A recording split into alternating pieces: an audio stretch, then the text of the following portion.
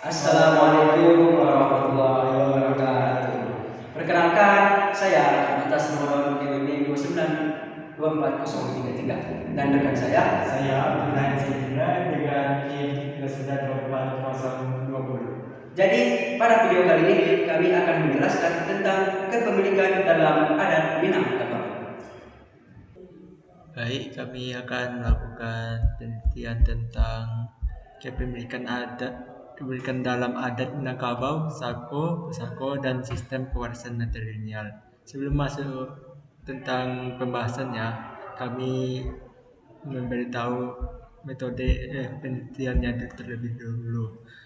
Penelitian ini bertujuan untuk menganalisis konsep kepemilikan dalam hukum adat Minangkabau, khususnya mengenai distingsi antara Sako dan Pusako, serta bagaimana garis keturunan matrilineal mempengaruhi mekanisme waris.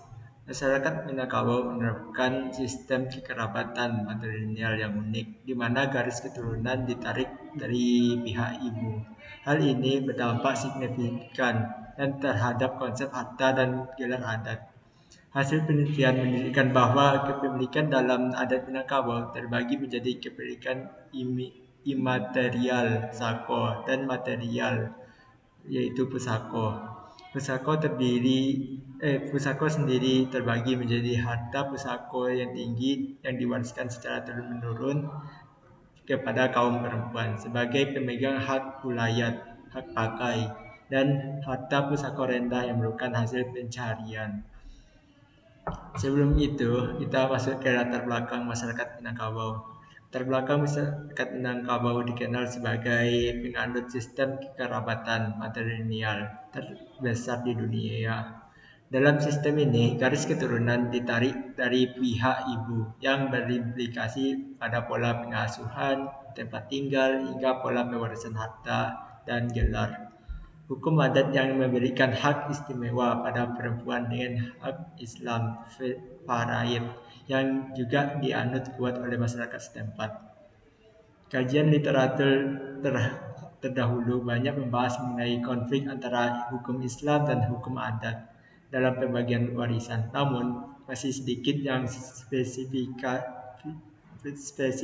membeda filosofi pemisahan antara Sako, gelar dan Pusako harta benda sebagai dasar ketahanan ekonomi komunal.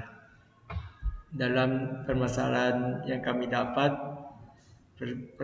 permasalahan utama yang diangkat adalah seringnya terjadi kesalahpahaman mengenai status kepemilikan individu dengan kepemilikan komunal, yaitu kaum. Oleh karena itu, tujuan kajian artikel ini adalah untuk mendeskripsi secara jelas klasifikasi kepemilikan Sako dan Pusako, serta bagaimana garis keturunan matrilineal menentukan jatuh dan sampai warisan tersebut. Di sini kami menggunakan metode pemecahan masalah dari metode kualitatif deskriptif dengan pendekatan yuridis normatif. Pendekatan ini dipilih untuk memahami norma-norma kaidah dan filosofi yang terkandung dalam pepatah pepitih adat Minangkabau terkait kepemilikan. Analisis data dilakukan dengan cara menginventarisasi aturan adat terkait Sako dan Pusako, mengklasifikasinya, kemudian menafsirkan maknanya. Untuk menjawab permasalahan penelitian, mengingat ini adalah penelitian hukum dan budaya, alat utama yang digunakan adalah kerangka teori hukum adat. Mungkin segitu dari saya yang akan dilanjutkan oleh kawan saya Atas Ramadan. Baik, saya akan menjelaskan tentang hasil dan pembahasannya itu. Yang pertama ada garis keturunan matrilineal. Nah, temuan ilmiah menunjukkan bahwa prinsip dasar kepemilikan di Minangkabau tidak dapat dipisahkan dari sistem matrilineal. Seseorang menjadi anggota kaum atau klan ibunya, bukan ayahnya. Hal ini sesuai dengan pepatah biri-biri tabang kasama, dari sama ke halaman. dari nini turun ke mama, dari mama turun ke kemenekan. Implikasi dari sistem ini adalah harta pusaka kaum dikelola oleh mama atau saudara laki-laki ibu, tetapi kemanfaatannya diperuntukkan bagi kemenakan perempuan. Yang kedua ada sako, yaitu kepemilikan imaterial. Nah, sako ini adalah hak abstrak atau gelar kebesaran adat. Temuan menunjukkan bahwa sako tidak bisa dimiliki secara pribadi, melainkan milik kaum yang dipinjamkan kepada individu yang layak atau penghulu atau datua. Sako diwariskan menurut garis keturunan ibu dari mama kepada kemenakan laki-laki.